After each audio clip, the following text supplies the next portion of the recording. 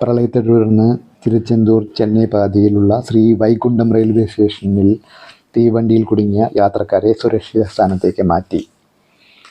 കഴിഞ്ഞ ദിവസങ്ങളിലുണ്ടായ കനത്ത മഴയെ തുടർന്ന് തെക്കൻ തമിഴ്നാട്ടിലുള്ള തിരുച്ചെന്തൂർ, തിരുനെൽവേലി ഭാഗങ്ങളിൽ കനത്ത നാശനഷ്ടം സംഭവിച്ചിരുന്നു. ഒരു തീവണ്ടി റെയിൽപാതകളെല്ലാം വെള്ളത്തിൽ മുറിഞ്ഞു പോയതിനെ തുടർന്ന് ശ്രീ വൈകുണ്ഠം റെയിൽവേ സ്റ്റേഷനിൽ ഒറ്റപ്പെട്ട് കിടക്കുകയായിരുന്നു. ദുരിതമനുഭവിക്കുന്ന യാത്രക്കാർക്ക് ആർമിയും മറ്റും ചേർന്ന് ഭക്ഷണ പദാർത്ഥങ്ങളും മറ്റും വിതരണം ചെയ്തുകൊണ്ടേയിരുന്നു.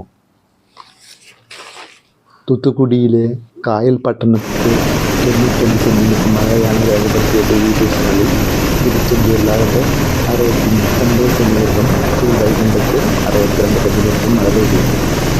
ഇവയടക്കം 38 സ്ഥലങ്ങളിലാണ് അതിതീവ്ര മഴ പെയ്ത് കായലിൽ വളരെ ദയനീയമായ സ്ഥിതിയിലാക്കിയത്.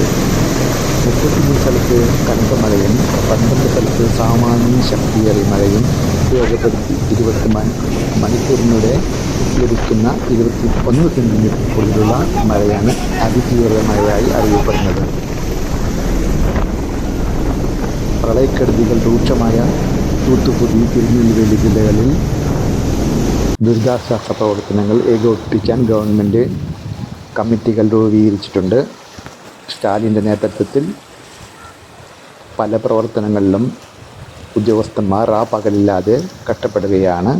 ഗവർണറും മുഖ്യമന്ത്രിയും കമ്മിറ്റികൾ ചേർന്ന് രക്ഷാപ്രവർത്തനങ്ങൾക്ക് മുൻകൈ എടുത്ത് വരികയുമാണ്.